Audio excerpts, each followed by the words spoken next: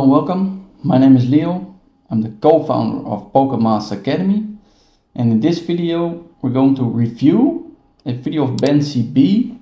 He's the founder of Raise Your Edge and in my opinion one of the top tournament poker players around. He made a video about why the average person can't win in poker, and he will tell you why they can't and how you really can beat poker.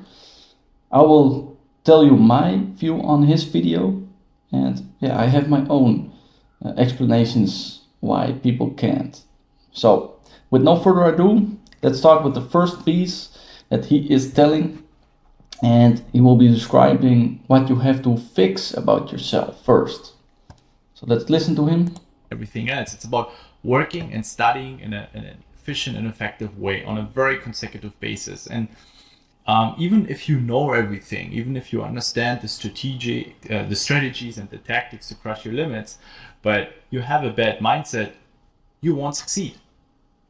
If you live unhealthy and you get sick and you know all the strategies, you won't succeed.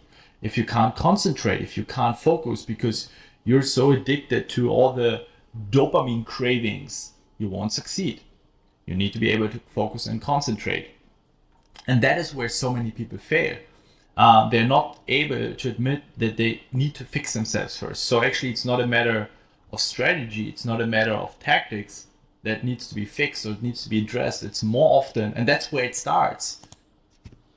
That's the first piece I wanted to talk about, that even though you have the right strategy for winning poker, you still need a lot of focus. You need to be sharp when you play poker, and you don't want to have a phone distracting you or music or watching TV while you're playing poker. So yeah, it sounds a bit rough, but fixing yourself first. I like his comment and advice on this very much. And a nice quote that I heard is, what you don't fix about yourself, your children will inherit. I think that's extra reason to develop yourself, not as a poker player only, but also for general in life. Develop yourself, become a better person. It works in every category, also for poker. So that's the first piece of advice that he's giving, and I think it's spot on. Next part that he's going to tell is where do results come from. So let's go over his view on it. It's just we're human beings. It's not that I have some magic power. It doesn't apply for me. So I also need to be aware of it and work on it. But you need so much dopamine to get through the day and get things done. That's not very sustainable. And I've realized a couple of years ago that good results come from consistent, smart work and reducing distraction to a minimum. And distraction doesn't only mean that people come into your room and distract you. No, it's on your phone, it's on your browser. I talk about these distractions, and it gets worse and worse. And if you are not putting a certain level of awareness into that, and you cut that distraction and you're proactive and you try to stay in charge, you will turn into a slave of all the devices and all the distractions. He's talking a lot about distractions and dopamine cravings. I like the view on it, and yeah, I agree, of course, that it takes time to develop a lot of focus to poker alone. And yeah, he's showing a list of how good results are, where they are coming from. And yeah, he's saying consistent, smart work. Well, I think you just add to the list of having good habits, and don't just play your cards in poker, but be consistently improving yourself in every possible part, and try to be off table as much as playing poker. So just playing poker and trying the strategy, if it works or not, and then stopping. No, you also need to study a part and then play poker for a while. So maybe that is what he means by consistent smart work, is playing poker, practicing off tables, putting it into action on the tables again, And it's a balance of, let's say, 50-50 of playing and studying. And of course, when you play, don't be distracted. Don't watch a movie or listen to music, or be in the game, be in the zone, and that's where the good results are coming from. What I like to add to this is results is mostly looking at your graph, how he's going. And if it's going down, you feel down. If it's going up, you feel great. But looking at the graph is what happened in the past. So if you want to change your results, you just have to change what you did to produce the graph. So if you play too many hands, maybe don't play so many hands. If you call a lot of all-ins, maybe call less all-ins. Can you change results? Yes, you can, because it are results from your past. If you change what you did, you will have different results. That's what I want to add to good results. Look at what the pros do and try to not copy per se, but implement the good things that they do. So that's the part about good results. Then he's talking about studying next to your poker, and that studying is harder than playing poker itself. So I want to listen a bit to his view on it. And watch a movie, right? And this is, it's a little bit more of planning involved. So I make the conscious decision, I'm going to enjoy myself with this kind of stuff. It's not, I don't know what to do, okay, let's do that stuff. Luckily, I'm in a position where I always have to do stuff anyway, so it barely happens. But I make the conscious decision on Saturday, I'm going to take a day off and I'm going to spend time on XYZ, right? And even if you, on a daily basis, when you decide for yourself, okay, I'm going to be studying for an hour, and then 30 minutes, I take the time, I go through the social media feed, and if you need it because you get lost and you fall into oblivion, so to speak, then set a timer. So it beeps, and after 30 minutes, you know, okay, now it's time to continue your work, right? I mean, I know that feeling. Once you get lost in the feed, you keep scrolling and discovering new things, and then 30 minutes, suddenly it's 2 hours, and you wasted a lot of time for nothing. For example, the first thing in the morning, I'm not checking my phone, or I'm not checking messages, social media. Sometimes I need an app for Headspace or for meditation or for my workout, but I don't use it for checking messages, news, or whatsoever. Like usually an hour, sometimes even 2 hours. I take a shower first, I do my bed, I have something to drink, I write down my goals for the day, and usually it takes 30, sometimes 60 minutes. I also do my meditation before I check social media. So this little routine helps me staying away from falling for my dopamine cravings right first thing in the morning. And the same in the evening, usually in an hour or 2 hours before I go to bed. I also try to stay away from my phone as much as possible. When you have a business, of course, sometimes things come up and you have to respond to messages and you have to go on YouTube. And So this is the part where he is telling to be aware of the decisions you make time to play poker, make time to study effectively, make time to check your messages and the news, etc. So that you really can focus on one thing at a time. couple of hours PUBG, or it comes from your work efficiency. And listen, I also do enjoy playing video games once in a while from a level that I'm aware of. I'm going to decide, hey, tonight I'm going to play a couple of hours involved. So I make the conscious decision, right? And this is, it's a little bit more of planning involved. So I'm from a level of deepness that it actually requires for you to make progress, that you can apply it. Yeah, so my first advice here would be that you have to reduce your daily dopamine consumption. This will help you to improve your work efficiency. And listen, I also do enjoy playing video games once in a while, or eating shit, or watching movies, or watching a TV show.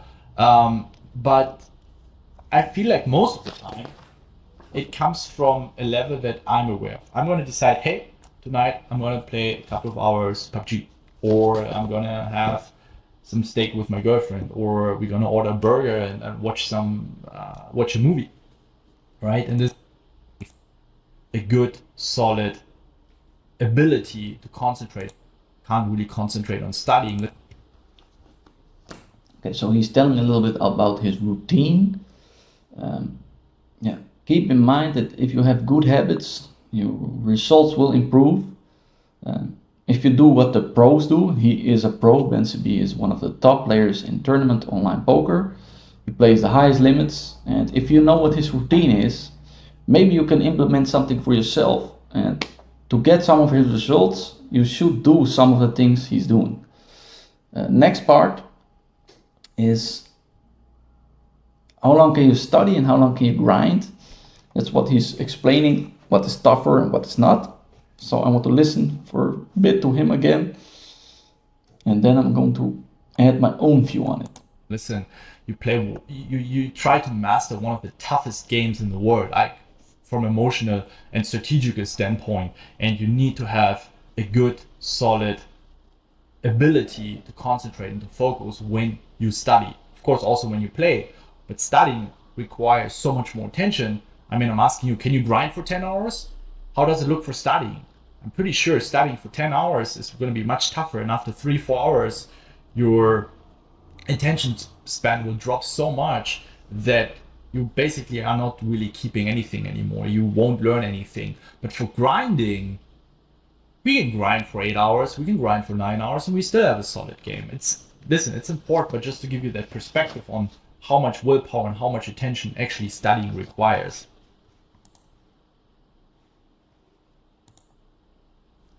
I also do a... Okay, so that's what he's telling about grinding and studying. Why can we grind for 10 hours and it doesn't cost a lot of energy? And why can't we study for 10 hours and totally being wiped out, not getting the information in your head? He's not really telling the reason why it is. And that's what I wanted to add to this video, is why is grinding eventually not taking a lot of energy? Is because if you play poker for a very long time, your decisions become more automatic. Once it goes automatic, it costs you less energy. And with studying, everything is new. You really have to be focused all the time. You have to absorb what you're reading. So it doesn't go automatically, no matter how long you are studying, because it's new material. And the first rule of learning is repetition. So if you repeat the same things, it becomes automatic. It's the same for driving a car for the first time. You have to think about it. You are exhausted after 1 hour of driving, but 2 years later, when you have 2 years of experience under your belt, you drive with your phone in your hands. It's not allowed, but people do it. You're trying to fix your radio, and yeah, you can do all sorts of things. You're looking outside to adjust for the environment. The driving itself goes automatically and doesn't cost a lot of energy anymore. That's because it goes automatic. You practice it for hundreds of times. This is the same for poker. If you make the same decisions, it becomes way more easier and less energy to do. So that's why we can grind for 10 hours and still play a solid game. But for studying, yeah, you cannot study for 10 hours. So repeat some of the information multiple times. This way you will learn more from it, and it doesn't cost you a lot of energy. So don't try to study for 10 hours.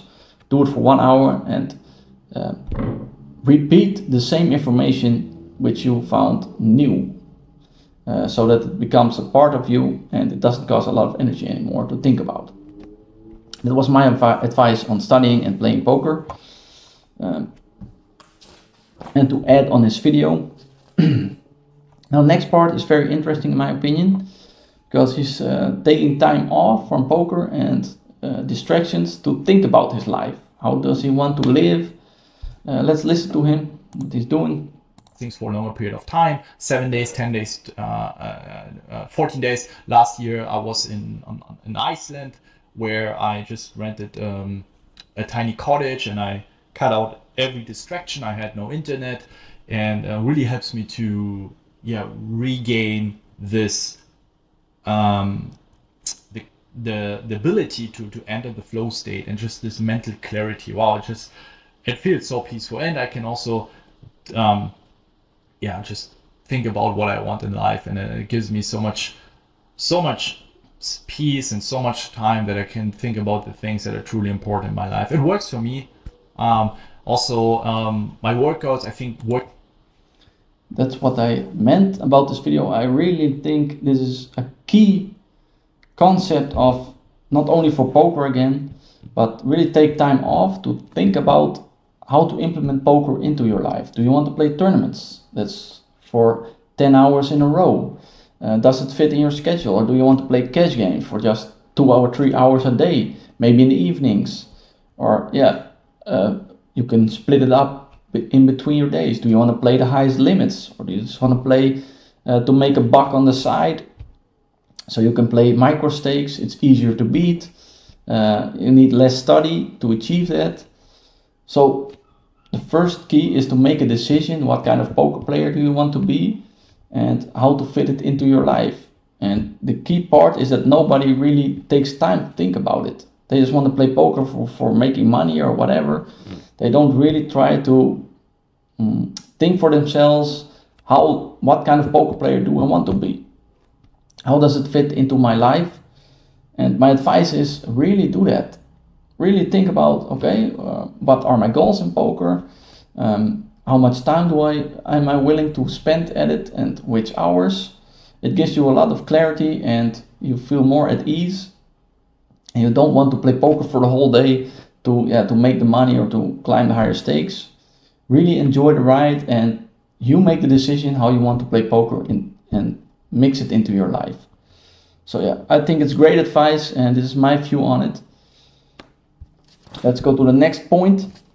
Next point he's making is what kind of problems his students are having, and I found it very interesting. So let's hear what he has to say about it. Body, and I feel so much better afterwards. But this is a different story.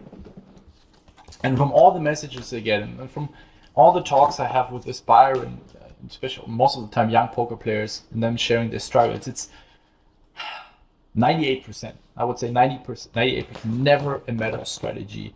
It's almost always a matter of the wrong mindset, poor work ethics, working too hard instead of working smart, too big of an ego, not enjoying the process, only doing it for the money. And you hear me saying that on social media and in YouTube, that if you don't enjoy studying and discovering new strategies, so essentially really enjoying the process, and this is so important, and this is true.